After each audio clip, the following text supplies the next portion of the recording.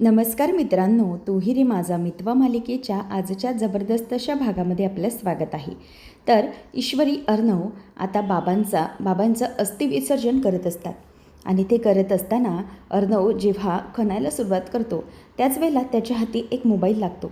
ईश्वरी आणि अर्णव तो मोबाईल बघून अगदी सरप्राईज होतात. अर्णव म्हणतो की हा मोबाईल कोणाचा असू शकतो, हा इथे काय करतोय. तेव्हा मग आता ईश्वरी अगदी निरखून तो मोबाईल पाहते. अर्णव म्हणतोय, मी सिंदूर, काय झालं, हा मोबाईल असा का बघतेस तू. ईश्वरी म्हणते की हा मोबाईल ना सर, हा मोबाईल तर बाबांचा मोबाईल आहे, मग हा मोबाईल इथे कसा काय कोणी पुरला. अर्णव म्हणतो की हो, म्हणजे मलाही कळत नाही आहे की बाबांचा मोबाईल इथे कसा आला. तेव्हा ईश्वरीलाही टेन्शन यायला लागतं की काहीतरी गडबड नक्की आहे, त्यांचा मोबाईल इथे आला तरी कसा. ईश्वरी म्हणते की सर, आणखीन तुम्ही खणून बघा, काही सापडतंय का. तेव्हा मग अर्णव आणखी फावडा घेतो आणि ते खणायला सुरुवात आता करायला लागतो. आणि ते खणत असताना अर्णव विचार करत राहतो की नेमकं काय असेल. तेव्हा मग आता ईश्वरी ही बघते आणि म्हणते की एक मिनिट सर, इथे काहीतरी आहे. तेव्हा ती पटकन उचलायला जाते तर ती एक फुटलेली बांगडी असते. आता ईश्वरी ती बांगडी बघते आणि तिच्या मनात विचार येतो की ही हिरवी बांगडी कोणाची असेल. तेव्हा पटकन तिच्या डोक्यामध्ये क्लिक होतं की ही हिरवी बांगडी काल मामी इथेच आल्या होत्या, तेव्हा त्यांच्या हाताला काहीतरी जखम होती. मग ही फुटलेली बांगडी मामींची तर नसू शकते ना, नक्की काय गडबड असेल असा विचार आता तिच्या डोक्यामध्ये येऊ लागतो. ती म्हणते की नाही, काहीतरी आहे, जो प्रॉब्लेम आहे, काय असेल बरं नेमकं, याचा विचार आता ती करायला लागते. म्हणूनच आता मामीची बांगडी आणि बाबांचा मोबाईल यांचा एकमेकांशी काय संबंध असू शकतो याचा विचार ती करत असते.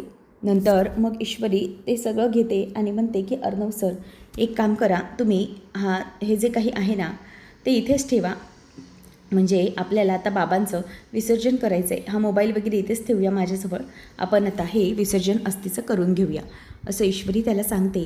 नंतर मग अर्णव कलशामध्ये बाबांचे जे अस्थी असतात ते दोऱ्यांनी त्याचे फडका सोडतो आणि त्यानंतर मग माती खणल्यानंतर त्या मातीमध्ये ते अस्थी आता तो विसर्जन करायला लागतो. आणि ते अस्थी असे विसर्जन मातीमध्ये करत असताना इथे आता वल्लरी ही नसते. ईश्वरी बाबांना मनातल्या मनात श्रद्धांजली देत असते की बाबा, काहीही झालं तरीही या सगळ्यामागचं जे काही कारण आहे ना ते आम्ही शोधून बसल्याशिवाय शांत राहणार नाही. अर्णव पण बाबांना मनापासून नमस्कार करतो, त्यांचं शेवटचं असं दर्शन घेतो आणि नंतर मग त्या अस्थींमध्येच एक झाडाचं रोपटं लावतो, जेणेकरून बाबांबरोबरच ते झाडही वाढावं आणि सगळ्यांसोबत राहावं, यासाठी बाबांची ती इच्छा असते, तीच ईश्वरी अर्णव यांनी पूर्ण केलेली असते. नंतर ईश्वरी म्हणते की अर्णव सर, हे सगळं लावलं आहे का व्यवस्थित. तेव्हा तो म्हणतो की हो मिस इंदोर, झालं आहे, लावून झालं आहे व्यवस्थित. आता ते सगळं व्यवस्थितपणे माती खणत असतो आणि खणून झाल्यानंतर रोपटं लावल्यानंतर ती माती पूर्णपणे पुन्हा दाबून ते रोपटं व्यवस्थित ठेवतो आणि रोपट्याला हात लावतो, जणू काही बाबांचाच वास त्यामध्ये आहे आणि त्यांच्याकडे बघत राहिलेला असतो. त्यानंतर मग आता ईश्वरी अर्णव दोघंजणही रोपट्याकडे बघूनच नमस्कार करत असतात. तर अर्णव ईश्वरी दोघंही आता तिथून आलेले असतात. मोबाईल घेऊनच ईश्वरी तिथून निघालेली असते. ईश्वरी आता तो सारखा मोबाईल बघत असते. ती म्हणते की मला एक गोष्ट समजत नाही आहे की बाबांचा मोबाईल तिथे कसा काय गेला. अर्णव म्हणतो की येस, मला पण सेम वाटतं आहे की त्यांचा मोबाईल तिथे कसे जाऊ शकतो, कारण की त्यांनी तर आपल्याला सांगितलं होतं, जेव्हा आपण स्पर्धेसाठी निघालो होतो तेव्हा ते आपल्यासोबत आलेच नव्हते. मग नक्की ते काय झालं असेल नेमकं. ते अगोदर गेले तिकडे आणि मग नंतर आपल्या इथे फंक्शन लावून त्यांचं एक्सपायर झाले ते. मग नक्की कुठला प्रकार असेल, नेमकं काय असेल, काहीच कळत नाही आहे. तेव्हा मग आता ईश्वरी म्हणायला लागते की अर्णव सर, मलाही जरा डाऊटफुल वाटतं हे सगळं, आपण नक्की काय आहे ते बघूया, कशा गोष्टी घडत आहेत ते जरा ना बघूया. तेव्हा अर्णव म्हणतो की मिस इंदोर, पण कशाचा डाऊटच नाही आहे ना. तेव्हा ईश्वरी मनात विचार करते की मामी, आणि नंतर मग ती विचार स्वतःला सांगते की नाही, अर्णव सरांना मामीबद्दल सध्या काही सांगायला नको, आणि जर काही सांगायला गेलो तर ते ऐकण्याच्या मनस्थितीमध्ये नाही येतं, त्यामुळे नक्की हे सगळं काय आहे याचा शोध घेतल्याशिवाय शांत बसणार नाही. अर्णव सरांना पोलिसांमध्ये जाऊ दे, म्हणजे मला व्यवस्थितपणे शोध घेता येईल असं ती स्वतःच ठरवते. आणि नंतर मग मोबाईल अर्णवला ईश्वरी सांगते की हा मोबाईल आहे ना सर, हा मोबाईल रिपेअर केल्याशिवाय आपल्याला समजणार नाही, ह्याच्यामध्ये काय डेटा आहे ते. तेव्हा अर्णव म्हणतो की हा पण खूप डॅमेज झाला आहे. ईश्वरी म्हणते की सर ट्राय करून बघायला सांगा ना, जर यामध्ये काही पुरावा सापडला तर खरंच खूप बरं होईल. अर्णव म्हणतो की ऑल राईट, मी बघतो कसं करायचं ते, हा मोबाईल रिपेअर करतो. ईश्वरी म्हणते की हो सर रिपेअर होईल, पण नक्की काय करेल काय माहिती नाही. म्हणजे मोबाईलवाला हे कसं रिपेअर करू शकतो, बरेच दिवस बंद होता. तेव्हा मग आता अर्णव म्हणतो की एक मिनिट, म्हणजे माझ्याकडे एक ओळखीचा असा आहे जो मोबाईल वगैरे असं रिपेअर करून देतो, एकदा त्याला मी विचारतो, म्हणजे बघूया काय होतं ते.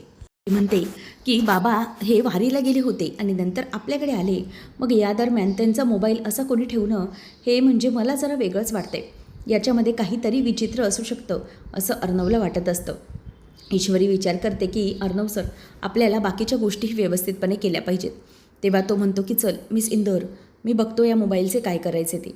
आता तो निघून जातो आणि ईश्वरी काचेचा तुकडा हा तिथेच ठेवते. ती म्हणते की नक्की मोबाईल आणि काचेचा तुकडा यामध्ये काय संबंध असू शकतो. म्हणजे मामीची बांगडी या मोबाईलजवळ आली म्हणजे मला जरा काहीतरी चुकीचं वाटतंय. यात काही गडबड तर नाही ना, म्हणजे जर असेलच तर नेमकी काय असू शकते. मामी या सगळ्यामध्ये इन्व्हॉल्व असू शकतात का, काय असेल नेमकं, असा विचार तिच्या डोक्यामध्ये आता यायला लागतो. त्यानंतर मग आता हे सगळं घडत असताना ईश्वरी म्हणते की अर्णव सरांनी मोबाईल एकदा रिपेअर करून आणला की बघूया. आता अर्णव गॅलरीमध्ये येतो आणि त्या माणसाला म्हणतो की मोबाईल रिपेअर करायचा आहे. मोबाईल घेतल्यानंतर तो माणूस म्हणतो की बापरे, हा तर पीस खूप डॅमेज झाल्यासारखा दिसतो आहे. तेव्हा अर्णव म्हणतो की हो ॲक्च्युली हा मातीत होता, त्यामुळे थोडं तुम्हाला वाटलं असेल, पण जास्त दिवस नाही आहे, तुम्हाला लवकर सापडेल की काय करायचं आहे. तेव्हा मग तो माणूस म्हणतो की साहेब हो खरंच खूप मेहनत आहे यामध्ये, आणि ह्या सगळ्या गोष्टींना आम्ही हात कसा लावू शकतो, म्हणजे कसं होऊ शकतं. तेव्हा अर्णवला तो म्हणतो की हे खरं तर खूपच कठीण आहे आणि हा मोबाईल रिपेअर करणं तर त्याहून कठीण. तेव्हा मग आता अर्णव पटकन पैसे देतो. तो म्हणतो की मी तुम्हाला पैसे देतो, परंतु हे काम करा ओके, म्हणजे तुम्ही सांगाल तेवढे द्यायला मी तयार आहे, फक्त हा मोबाईल रिपेअर करा आणि यामधला डाटा रिकवर करा. तेव्हा मग तो म्हणतो की बरं ठीक आहे साहेब चालेल. मग अर्णव म्हणतो की मला जरा घाई आहे, त्यामुळे प्लीज जरा लवकर. तेव्हा तो माणूस म्हणतो की ओके ठीक आहे, घाई असेल तर मग मी बघतो काय करायचं ते. आणि अर्णव म्हणतो की आज रात्रीपर्यंत प्लीज मला जरा मोबाईल द्या. आता अर्णव फोन देऊन तर निघालेला असतो. ईश्वरीच्या इथे डोक्यातले विचार काही थांबत नसतात. ती म्हणते की नेमकं काय असेल प्रकरण. अर्णव सरांशी मी जर विषय बोलले असते मामीच्या, तर मग त्यांनी लक्ष नसतं दिलं, या उलट उगाच दुसरं काहीतरी बोलत राहिले असते. म्हणजे मामीने असं नाही केलं तसं नाही केलं, हे सगळं त्यांच्या मनामध्ये सुरू असतं. त्यामुळे आपण काहीतरी विचार केला पाहिजे, नक्की काय करू शकते मी. आणि मलाही आठवते की जेव्हा मी तिथे गेले होते ना, तेव्हा मामी खूप घाबरली होती. तिने मातीमध्ये काहीतरी पुरण्याचा प्रयत्न केला. तेव्हा तिला आठवतं की मामीने सांगितलेलं, मला फोन आला आहे का, ठीक आहे अगं मी जरा आले होते तिथे, काटा लागला मला बागेमध्ये, असं बोलून मामी जाते खरी, परंतु ईश्वरीच्या मनामध्ये टेन्शन असतं, ते जात नसतं. ती म्हणते की मला ना असं काहीतरी जाणवत होतं की मामी ना काहीतरी लपवत आहेत ज्या आपल्याला माहिती नाही आहेत. अशा काही गोष्टी असू शकतात का की ज्या मामी ह्या मुद्दाम लपवत असतील, नक्की काय असेल. ईश्वरी आता हे सगळं विचार करू लागते आणि मी मामीच्याच खोलीमध्ये जाऊन बघते, जेणेकरून मला समजेल की नेमकं मामीचं काय सुरू आहे. त्यामुळे ती आता खोलीमध्ये येते. मामी हे जे रमाकांतच्या मोबाईलमधलं मेमरी कार्ड असतं ते कार्ड घेते आणि म्हणते की नाही, बरं झालं मी हे मेमरी कार्ड माझ्याजवळच ठेवलेलं आहे, कारण की मला उदयकांतने सांगितलं होतं की त्या रमाकांतने मी त्याला पैसे देतानाचा व्हिडिओ हा रेकॉर्ड करून ठेवला होता. मग नेमकं त्यामागचं सत्य हे कसं काय हे कोणापर्यंतही जाता कामा नये, आणि या मेमरी कार्डमध्येच आहे ते. लवकर हे पण डिस्ट्रॉय केलं पाहिजे मोबाईलसारखं. तेवढ्यात आता ईश्वरी येते आणि ईश्वरी मामी असा आवाज देत असताना पटकन वल्लरी सावध होऊन मोबाईलचं ते मेमरी कार्ड ठेवून देते. ईश्वरी म्हणते की मामी मला ना जरा तुमचं एक सजेशन हवं होतं. तेव्हा ती म्हणते की काय सजेशन, आणि माझं कशा बाबतीत काय आज गरज लागेल तुला. तेव्हा ईश्वरी म्हणते की मामी त्याचं काय आहे ना की जरा ना माझा हा मोबाईलमधनं ना बघा ना तुम्ही, मला जरा ज्वेलरीबद्दल हवं होतं, साडी आणि ज्वेलरी. म्हणजे कसं आहे तुम्ही पहिल्यापासून हे सगळं करताना म्हणजे साडी आणि ज्वेलरी याच्यामध्ये कसं तुम्ही एक्सपर्ट आहात एकदम, म्हणून तुम्हाला विचारावं म्हटलं. मला जरा सांगा ना की माझ्या या साडीवरती कुठली ज्वेलरी सूट होईल. तेव्हा ती म्हणते की तुझ्या साडीवर हे बघ ही ज्वेलरी अगदी सूट होईल. आणि ती म्हणते की मामी बँगल कुठली बरोबर वाटत आहे. तेव्हा मग ती म्हणते की बँगल गं हे बरोबर वाटतील. तेवढ्यात ईश्वरी तिचा हात धरून विचारते की मामी हे तुम्हाला हाताला नेमकं काय लागलं आहे. तेव्हा वल्लरी म्हणते की हो अगं हे ॲक्च्युली मी तुला सांगितलं ना काल मला बागेमध्ये काटा लागला, मग सारखं काय विचारायचं आहे त्याच्या बाबतीत. ते म्हणते की तसं नाही मामी जास्त लागलं आहे, मी जरा काही मलम वगैरे लावून देऊ का. तेव्हा ती म्हणते की नको त्याची काहीच गरज नाही आहे, मला ठीक वाटतं आहे आणि हे जखम वगैरे होईल बरी, म्हणजे मला इतकं काही वाटत नाही. तितक्यातच आता मामी तिला सांगते की हां या साडीवरती ही ज्वेलरी एकदम सूट होईल. मग तेवढ्यातच ईश्वरीला फोन येतो आणि ती म्हणते की मामी एकच मिनिट मला जरा कॉल आला आहे, आणि ती बाजूला निघून जाते. तर वल्लरी विचार करते की नक्कीच ही ईश्वरी इथे साडी आणि दागिन्यांविषयी मला विचारायला आली नव्हती, ही इथे काहीतरी माहिती काढून आणायला हवी होती नक्की. म्हणजे या ईश्वरीला माझ्यावरती संशय आला आहे हे पक्का आहे. हे व्हायच्या आत जास्त वाढायच्या आत मला मेमरी कार्ड पण गायब केलं पाहिजे असा विचार तिच्या मनामध्ये आता येत असतो. त्यानंतर मामा हा गाडीसमोरच थांबलेला असतो. अर्णव गाडीमधून उतरतो. तेव्हा मग मामा म्हणतो की अर्णव अरे पोलीस आले होते तुझ्याबद्दल विचारत होते. तेव्हा मग आता मामांना तो म्हणतो की नक्की काय कशाबद्दल, काही शोध लागला आहे का, काही पुरावे सापडलेत का. तेव्हा तो म्हणतो की नाही त्याबद्दल ते काही बोलले नाही आहेत, पण तू एकदा जा म्हणजे बघ काय म्हणतायत ते. तेवढ्यात अर्णव सांगतो की काय झालं आहे मामा. तेव्हा मामा विचारतो की भाऊजींचं सगळं ते अस्थिविसर्जन वगैरे झालं ना व्यवस्थित. तेव्हा अर्णव म्हणतो की हो ते झालं मामा, पण ॲक्च्युली प्रॉब्लेम असा झाला की आम्ही जेव्हा इथेच गार्डनमध्ये विसर्जन करत होतो अस्थी त्यावेळेला आम्हाला ना इथे मोबाईल सापडला आणि फावड्याने खोदत असताना हा मोबाईल हाती लागला आणि तो मोबाईल बाबांचा होता असं मिस इंदोर म्हणते. तेव्हा मग तो म्हणतो की काय भाऊजींचा मोबाईल इथे असा कोणी पुरला असेल. तेव्हा मग अर्णव म्हणतो की आय डोंट नो समहाव हे काहीतरी वेगळं वाटतं आहे मला, म्हणजे त्यांचा मोबाईल असा कोणी पुरू शकतं तिथे, या गोष्टी काही वेगळ्या आहेत. तेव्हा मग मामा म्हणायला लागतो की हो म्हणजे अर्णव हे सगळं खरं तर खूपच विचित्र वाटतं आहे मला, या सगळ्या गोष्टींचा काय अर्थ निघू शकतो. तेव्हा मग आता लगेचच अर्णव म्हणतो की हो आणि त्याचबरोबर काही गडबड वाटते मला, काय घडलं असेल, कोणी बाबांचा मोबाईल इथे ठेवला असेल, या सगळ्याच गोष्टी सस्पिशियस आहेत. तेव्हा मामा म्हणतो की हो बरं ठीक आहे अर्णव ते सगळं आपण पाहू नंतर, पण जा एकदा बाबा रे पोलीस स्टेशनला जाऊन ये बघ ते साहेब काय म्हणतायत.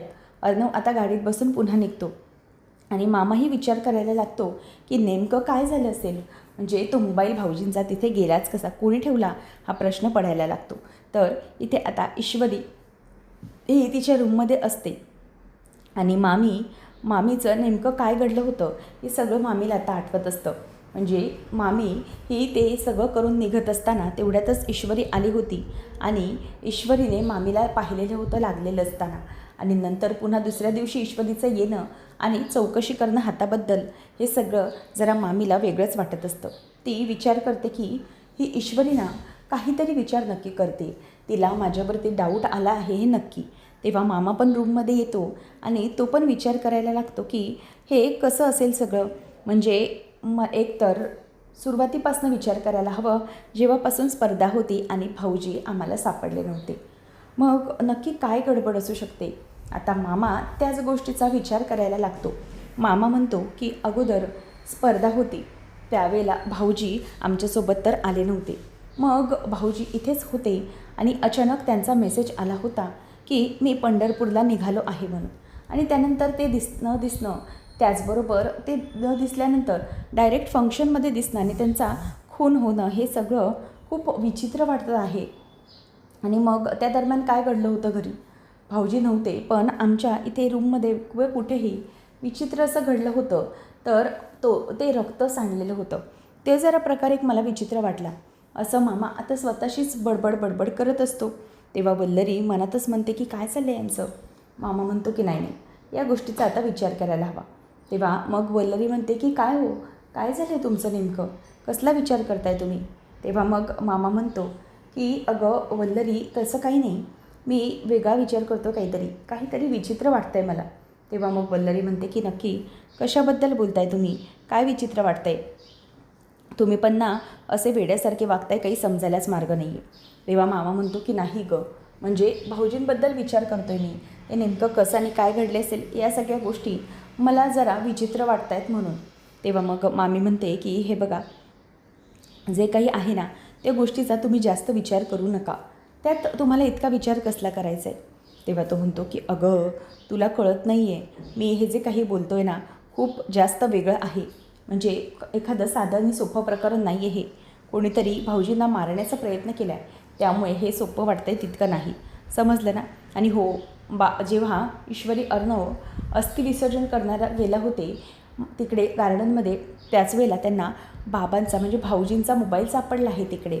हे ऐकून तिला धक्काच बसतो आणि मग ती बाजूला येते. मामा म्हणतो की बघितलं, लागला ना तुला पण शॉक, मी पण तोच विचार करतोय. आणि मग आता वल्लरी बाजूला जाऊन उभी राहते. तिला आता दरदरून घाम फुटतो आणि घाबरते. मग मामांच्या मनात विचार सुरू असतो की नक्की कोणी पुरला असेल तो मोबाईल, नक्की त्याच्या मागचं कारण काय असेल.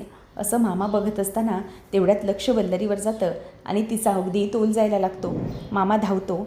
वल्लरी, अगं काय झालं, तू अशी अचानक घाबरलीस कशाला आणि तुझा तोल का जातोय असा आणि तुला घाम का फुटला आहे. वल्लरी म्हणते की काय नाही हो इतकं, ते AC रिपेअर करायचं आहे, चालत नाही आहे ना म्हणून अगदी उकडल्यासारखं होतं आहे.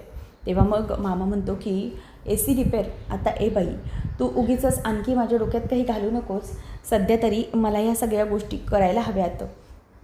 AC रिपेअर वगैरे सध्या काही सांगू नको, नंतर बघतो काय करायचं ते, तोपर्यंत जरा पाणी वगैरे पे म्हणजे तुला बरं वाटेल. मामा पुन्हा विचार करायला बाजूला निघून जातो. आता मामीला आणखीनच घाम यायला लागतो. ती म्हणते की नाही, काहीतरी गडबड आहे. आता ईश्वरी अर्णव यांना मोबाईल सापडला, मला तो मोबाईलही तिकडून गायब केला पाहिजे, असं म्हणून मामी आता पुन्हा त्या जागेवर आलेली असते. वल्लरी म्हणते की जर पुन्हा एकदा अर्णवच्या हाती मेमरी कार्ड वगैरे लागलं तर, किंवा मोबाईलचं एखादी गोष्ट त्याच्या हाती लागली तर काय करणार मी, किंवा मोबाईलमध्येच जर काही असेल तर, तो व्हिडिओ वगैरे जर सापडला तर, असे अनेक विचार तिच्या डोक्यामध्ये आता येत असतात. आणि म्हणून ती पुन्हा त्या जागी जाते. तेवढ्यात पुन्हा ईश्वरी तिच्याजवळ येते आणि तिला विचारते की मामी काय झालं, तुम्ही इथे काय करताय. तेव्हा ती म्हणते की नाही गं, म्हणजे मला यांनी सांगितलं की रमाकांतरावांच्या अस्थी इथे विसर्जन केलेले आहेत, त्यामुळे फक्त नमस्कार करण्यासाठी आले होते, बाकी असं काही नाही, त्यांचा आशीर्वाद घेतला. आता ईश्वरीच्या मनामध्ये वेगळे विचार यायला लागतात की नक्की मामी हे काय करतायत. म्हणजे मी जरा सरप्राईज दिले, ती चक्क बाबांच्या अस्थींना नमस्कार करते, तेही मनापासून आहे की नाही ते माहीत नाही.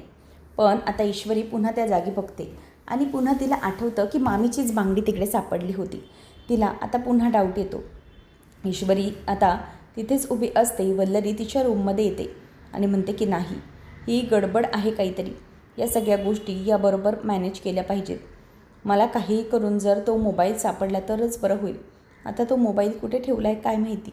तेव्हा मग आता वल्लरी म्हणते की नाही, काय केलं तरी तो मोबाईल माझ्या ताब्यात आला पाहिजे, त्यानंतर मग तो कसा डिस्ट्रॉय करायचा ना ते मी बघते.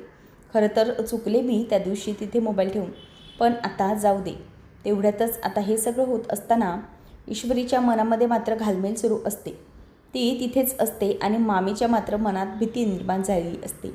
ईश्वरी कधी माझ्या गळपंड्यापर्यंत येऊन पोहोचेल काही कळणार नाही, असं तिचं म्हणणं असतं. ईश्वरी आजीजवळ येऊन म्हणते की आजी, हे घे तुमच्यासाठी गरमागरम अद्रकची चहा. तेव्हा मग आजी म्हणते की बरं झालं आणलंस, म्हणजे नाही याची अशी मला गरजच वाटत होती जरा. तेव्हा मग ईश्वरी म्हणते की आजी, म्हणजे नक्की काय करायचं आहे आपल्याला. तेव्हा ती म्हणते की हो बाळा, आता बरं वाटतं आहे मला, खरंच खूप बरं वाटते. तेव्हा मग वल्लरीला म्हणजे ती जे काही घडलं आहे त्याबद्दल विचारायचं असतं. तेव्हा मग आजी म्हणते की काय गं ईश्वरी बाळा, काय झालं. तेव्हा ती म्हणते की आजी तुमची तब्येत आता ठीक आहे ना. तेव्हा मग ईश्वरीला ती म्हणते की हो ठीक आहे तब्येत. आजी सांगते की म्हणजे रमाकांतरावांची अस्थी वगैरे व्यवस्थित विसर्जन केलात ना गं. तेव्हा ईश्वरी म्हणते की हो झालं आहे, सगळं व्यवस्थित झालं आहे. मग ईश्वरी म्हणत असते की मला एक गोष्ट जरा सांगाल का तुम्ही. ईश्वरीच्या डोक्यात विचार सुरू असतात. आजी म्हणते की वल्लरी अजबच आहे, सगळ्यांच्या अगोदर जाऊन पाया पडून आली रमाकांतरावांच्या अस्थींना, मलाही जायचं आहे. म्हणजे ना तिचा काही पत्ताच लागत नाही काय वागते.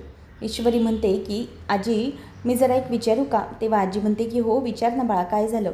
तेव्हा मग ईश्वरी म्हणते की मला सांगा, मामी अशाच आहेत का पहिल्यापासून, म्हणजे जास्त रागीट, जास्त काही बोलायचं नाही आणि तुटक तुटक वागायचं, या सगळ्या गोष्टी. तेव्हा ती म्हणते की हो गं, म्हणजे असं इतकं नाही आहे, ती वाईट नाही आहे तशी, पण कधीकधी ती तिच्या तोंडून बोलून जाते. पण तुला खरं सांगू का, हे जास्त केव्हापासून झालं आहे, जेव्हा तिच्या घरातून म्हणजे इतकी व्यवस्थित परिस्थिती नव्हती. तिचं लग्न हे अविशी झालं होतं. म्हणजे खरं बघायला गेलं तर तिचे स्वप्न मोठी होती, पण अवी साधी सोपी काहीतरी खोटी कामं करायचा आणि कसा तरी राहायचा. त्याच्यामुळे तिची खूप त्याच्यावरती चिडचिड व्हायची. त्याचबरोबर सगळे तिला समजवायचो की असं करू नकोस, पण तरीही हे सगळं ती करायचीच, कारण की तिला बरोबरी करण्याची हौस खूप होती आपल्या सात्विकाबरोबर. सात्विकाचं माहेर हे श्रीमंत आणि तिचं गरीब, आणि त्यामुळे तिला असं वाटायचं की मला या सगळ्या गोष्टी कशा झेपणार आहेत, काय करू मी, हे सगळं तिला वाटायचं. शिवाय तिला ना सात्विकासारखं राहायला आवडायचं, म्हणजे तिला ना ती जाम अशी कॉपी करायला बघायची. तेव्हा ईश्वरी म्हणते की म्हणजे नक्की मला सांगा, काही असं झालं होतं का जे मामीच्या विरोधात घडलं होतं? तेव्हा आता आजीला सगळं काही आठवायला लागतं. ती आता तिला सांगणारच. पुढच्या भागामध्ये आपल्याला पाहायला मिळतं की आजी म्हणते की सात्विकाच्या बाबतीत तिला खूप असा हेवा वाटायचा, म्हणजे तिच्याकडे आहे ते माझ्याकडे नाही, प्रत्येक गोष्ट मिळवायला बघायची. तेव्हा ईश्वरी म्हणते की आजी, मला जरा एक गोष्ट सांगाल का, की असं कधी झालं आहे का की घरामध्ये एकदम मोठं असं कडाक्याचं भांडण झालं आहे, म्हणजे हे सगळं असताना किंवा मामी नंतर असताना किंवा काहीतरी झालेलं असताना? तेव्हा लगेच ती म्हणते की हो, म्हणजे झालं तर होतं भांडण, त्यामध्येच सिद्ध झालं होतं ना की किती काही झालं तरी ही वल्लरी सुधारण्यातली नाही आणि वल्लरीने हे सगळं घडवून आणलं होतं. या सगळ्या गोष्टी कळलेल्या होत्या आणि त्यामुळे सात्विकाने पण तिच्या थोबाडीत मारली होती. तिचा त्यावेळेला खूपच अपमान झाला होता, ते तिला आठवतं. नंतर मग आता हे सगळं होत असताना मामा म्हणतो की घाबरण्याचं काही कारण नाही आहे, आता अर्णव गेलेला आहे, तो जे CCTV फुटेज आहे ना ते बघून आणेल, मग बघूया काय घडतं ते. अर्णव मामांना सांगतो की एक प्रॉब्लेम झाला आहे, तो सॉल्व्ह होईल कारण मी मोबाईल दिला आहे. तर तेच मामा येऊन लगेच वल्लरीला सांगतो की आपला मोबाईल जो आहे भाऊजींचा तो रिपेरिंगला दिला आहे, लवकरच तो परत येईल आणि त्यामधला जो डेटा आहे ना तो देखील रिकवर होईल. आता वल्लरीच्या लक्षात येतं की मोबाईल हा दिला पाहिजे आणि आपण आणला पाहिजे, जेणेकरून आपल्याला सगळी माहिती मिळेल. वल्लरी जाते आणि त्या माणसाला म्हणते की आता हे घे, 1,00,000 रुपये, हे तरी बस आहे ना.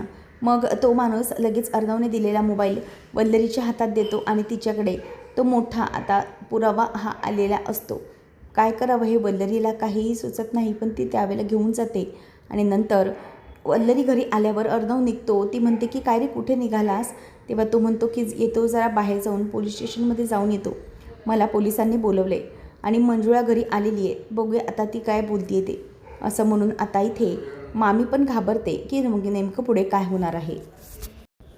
आता मात्र मामी घाबरते. अर्णव हा पोलीस स्टेशनला गेला आहे, उदयकांचं नाव आलं तर काय होईल? तिची आता परिस्थिती एकदम हालत खराब झालेली असते. पुढे काय करायचं हे पाहणं रंजकतेचं ठरणार आहे. असेच अपडेट जाणून घेण्यासाठी चॅनलला नक्की सबस्क्राईब करा. धन्यवाद.